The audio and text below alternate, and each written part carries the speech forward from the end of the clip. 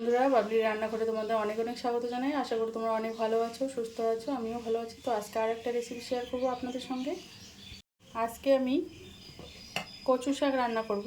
তো কচু শাকগুলো কেটে নিয়েছি আমি এখানে। আর এখানে আমি একটু ছোলা দিয়েছি, ছোলাটাকে একটু সেদ্ধ করে নেব। ছোলা দিয়েছি। আগে আমি কচু শাকটাকে একটু ভাপিয়ে নেব আর কি, সেদ্ধ করে নেব। শাকটা আমি ভাপিয়ে নিয়েছি, একটা বাটিতে তুলে নিয়েছি। এবার রান্নায় চলে যাব। কড়াই বসিয়ে দিয়েছি, কড়াইয়ে পরিমাণ মতো তেল দিয়ে দিচ্ছি, সর্ষের তেল। প্রথমে আমি রসুনটা থেতো করে রেখেছি, এটা দিয়ে দিচ্ছি। এখানে আমি পেঁয়াজটাও দিয়ে দেবো অল্প করে। পেঁয়াজ রসুন দুটোই দিচ্ছি এখানে তেজপাতা।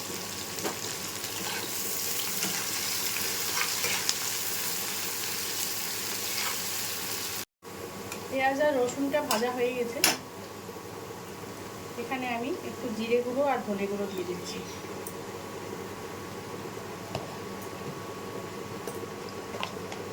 রেড চিলি পাউডার পরিমাণ মতো, আর এখানে হলুদ গুঁড়ো।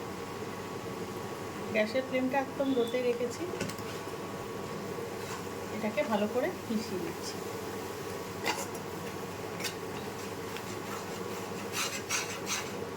মশলাটাকে আমি কষিয়ে নিয়েছি। এবার কচুটাকে দিয়ে দিচ্ছি।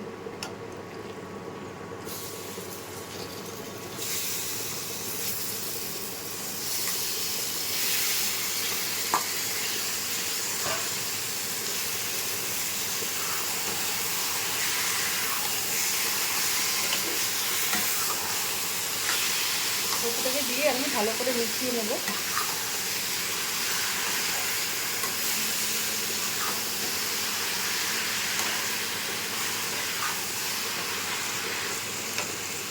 এখানে আমি পরিমাণ মতো লবণ দিয়ে দিচ্ছি।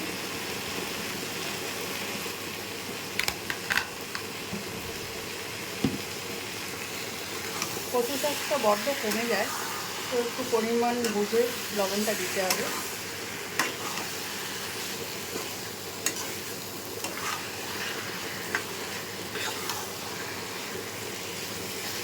এখানে কোনো জল ব্যবহার করা যাবে না। এভাবে কষিয়ে কষিয়ে একদম শুকনো করে নেব। বন্ধুরা, অনেকটা কিন্তু শুকনো হয়ে এসছে, আর একটু হবে। এই রেসিপিটা কিন্তু আমার খুব ভালো লাগে। আপনাদের কেমন লাগে জানি না, কিন্তু এটা খেতে কিন্তু দারুণ হয়। একটু সময় সাপেক্ষ, কিন্তু খেতে টেস্ট হয়।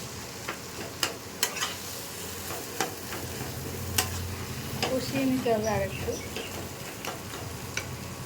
বন্ধুরা, কচু শাকটা কিন্তু একদম রেডি হয়ে গেছে। কড়াই থেকে একদম উঠে উঠে আসছে। আমি 20 মিনিট মতো কষিয়ে নিয়েছি। গরম মশলা গুঁড়ো দিয়ে দিচ্ছি।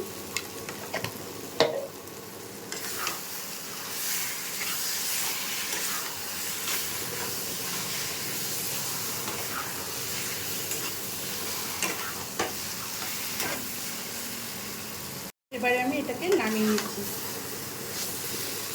গ্যাসটা অফ করে দিচ্ছি।